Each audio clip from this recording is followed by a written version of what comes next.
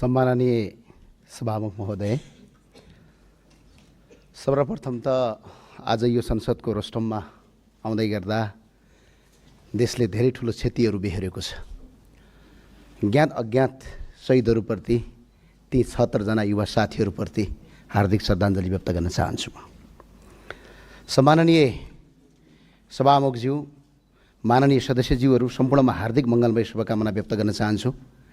नेपाल सरकारका सम्माननीय प्रधानमन्त्री बालेन्द्र शाह तथा उहाँको सम्पूर्ण मन्त्री परिषदलाई कार्य सफलताको हार्दिक मङ्गलमय शुभकामना व्यक्त गर्दछु। आज यस संसदको रोस्टरमा उभिँदै गर्दा मलाई झन्डै 3.5 वर्ष अघिको त्यो क्षण स्मरण भइरहेको छ। त्यति बेला पनि हामी यही संसदको रोस्टरमा उभिएर तत्कालीन सरकारलाई जनताप्रति उत्तरदायी बन्न, विधिको शासनको पालना गर्न, बहुमतको अहङ्कार नगर्न सचेत गराएका थियौँ, किनकि बहुमत क्षणिक हुन्छ। केही दिनको न्यानो मात्रै हो, स्थायी सत्य होइन बहुमत। तर दुर्भाग्यवश त्यो सरकारले जनताको आवाज सुनेन। परिणामस्वरूप केवल सरकार मात्रै ढलेन, देश नै अशान्तिको ज्वालामा होमियो। भौतिक संरचनाहरू दिनहाडै जले, सिंहदरबार जले, संसद भवन समेतसम्म आगलागीको चपेटामा पर्यो र आज हामी बाध्य भएर एउटा बैठक कक्षलाई संसद भवन मानेर कार्य सञ्चालन गरिरहेका छौँ। यो अहिलेको सरकारलाई हेक्कार होस्। र सबभन्दा ठुलो कुरा, यसैबीच झन्डै 76 जना युवाहरू राष्ट्रका लागि आफ्नो अमूल्य जीवन बलिदान गरे। 2500 जनाभन्दा बढी नागरिकहरू घाइते भए, आज अपाङ्ग भए र राष्ट्रसेवक प्रहरीको समेत क्रूरतापूर्वक घाँटी रेटी हत्या गरियो। यसको निष्पक्ष छानबिन भएर कारबाही होस्, म यो सरकारलाई यो अपिल गर्न चाहन्छु। र साथसाथै यस्ता पीडादायी घटनाका बावजुद जनताको मतबाट स्थापित वर्तमान सरकार जनताको हितमा समर्पित होस्, म यही शुभकामना व्यक्त गर्न चाहन्छु। विगतका कमजोरीहरू नहदोरियुन् भन्ने आशा गर्दछु। जनताको आवाज सुन्ने, विधिको शासनमा आधारित कानुन सम्मत तथा प्रजातान्त्रिक मूल्य र मान्यतामा अडिग शासन सञ्चालन होस्, मेरो यही हार्दिक मङ्गलमय शुभकामना यो सरकारलाई छ। र यो सरकार केवल सत्ता सञ्चालन गर्ने संयन्त्र मात्र नभई जनताको आशा, भरोसा र भविष्यको दियो बनोस्। र त्यो दियो जोगाइराख्नु हामी सबैको प्रमुख कर्तव्य हो। हामी त्यो दियो जोगाउँछौँ। तर त्यो दियो कहिल्यै डढेलोमा परिणत नहोस्। यदि त्यो दियो डढेलो बन्न खोज्छ, यदि कोसिस गर्छ भने हेक्कार होस्। त्यसलाई नियन्त्रण गर्ने, त्यसलाई निभाउने साहस हामीले राख्नुपर्छ र राख्छौँ पनि। त्यसका लागि म सबैलाई शुभकामना दिन चाहन्छु। नेपालमा धेरै सरकारहरू परिवर्तन भए, दिदीबहिनीहरूको चित्कारले न्याय पाउनेछ भन्नेमा म पुनः आशावादी छु र चाँडै न्याय पाइएको पनि सुन्न पाइयोस्, यही मङ्गलमय शुभकामना व्यक्त गर्न चाहन्छु। आज युवाहरू +2 पास गर्ने बित्तिकै आफ्नो जीवनका लागि विदेशी न बाध्य छन्। हरेकको दिमागमा आइरहेको छ। आज अलिकति हुने खानेका छोराछोरी अस्ट्रेलिया ताकिरहेका छन्, अलिकति गरिबका छोराछोरीहरू आज खाडी मुलुक ताकिरहेका छन्। यो सोच नै मार्नुपर्ने हाम्रो आवश्यकता छ। त्यो सोच मार्न यो सरकारले कदम गर्नेछ भन्ने मलाई आशावादी छु।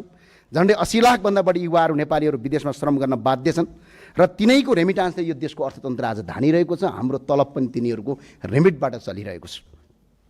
यो सरकारले स्वदेशमै रोजगारी सिर्जना गरी युवाहरूलाई आफ्नै भूमिमा भविष्य देख्ने वातावरण बनाउनेछ भन्ने कुरामा म पूर्ण विश्वस्त छु। एकपटकको नेपाली सधैँको नेपाली, यहाँ गई माननीयज्यूले पूर्व वक्ताले पनि भनिसक्नुभयो। आज जसका पुर्खाले यो देश बनाए, जसका पुर्खाले आज अङ्ग्रेजसँग लडे, जसका पुर्खा तिब्बतसँग लडे, जसका पुर्खा मुगलसँग लडे, तिनका सन्तान आज विदेशी बनिरहेका छन्। एकपटकको नेपाली सधैँको नेपाली भन्ने नारालाई, नेपालको संविधानलाई पनि संशोधन गरेर नेपाली नागरिकता फेरि कायम गरियोस्। र यदि यो सरकारलाई त्यतिखेर बहुमतको आवश्यकता पर्छ, त्यतिखेर हामी तपाईँहरूको पछाडि उभिनेछौँ, 187 पुर्याउँछौँ। यसमा तपाईँहरू ढुक्कका साथ काम गर्नुहोस्, म तपाईँलाई यो अपिल गर्न चाहन्छु। हाम्रा किसानहरू जसले बाँझो जमिनलाई हराभरा बनाउँछ, आज विदेशी भूमिमा सस्तो मजदुर भएका छन्। आज किसान दाजुभाइहरू मजदुर बन्नुपर्ने बाध्यता छ। त्यो बाध्यताको अन्त्य गर्न हामी एकजुट हुनैपर्छ, हामी सँगसँगै जानैपर्छ। दलभन्दा ठुलो देश हो, मैले यो मान्यता राख्दछु। दलभन्दा ठुलो देश हो।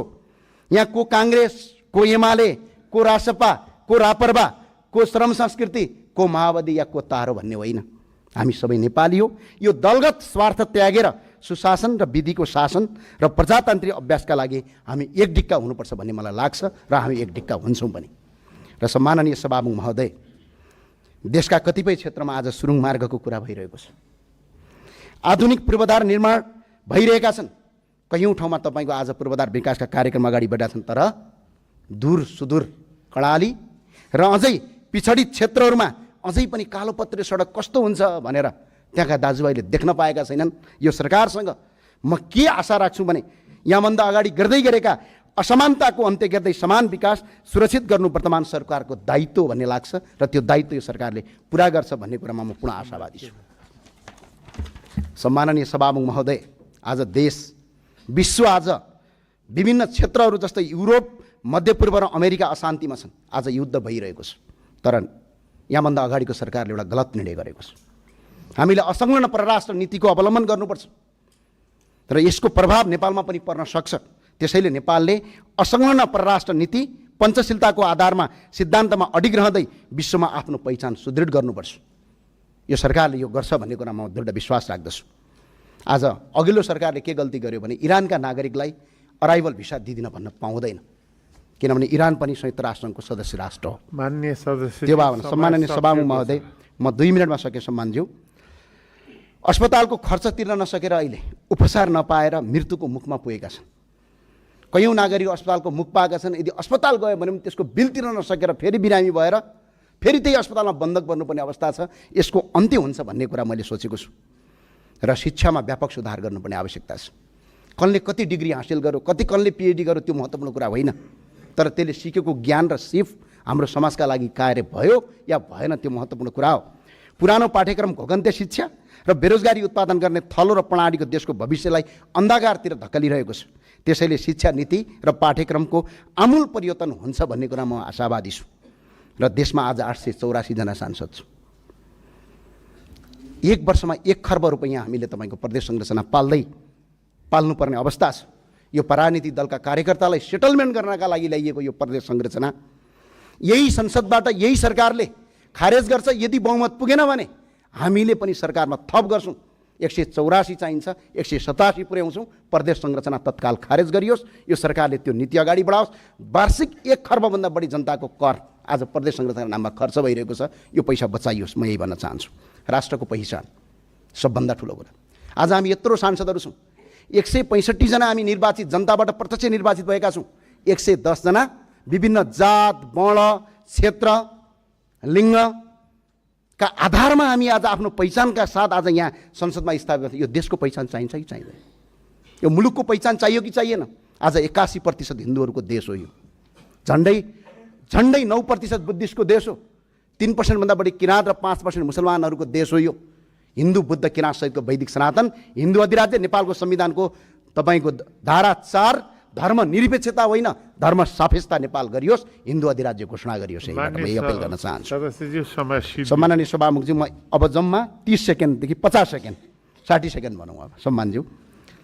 नेपालको इतिहास राज संस्था र जनताबाट बनेको। आज जुन देशमा आज हामी उभिरहेका छौँ, यो राज संस्था र जनता मिलेर बनाएको देश हो।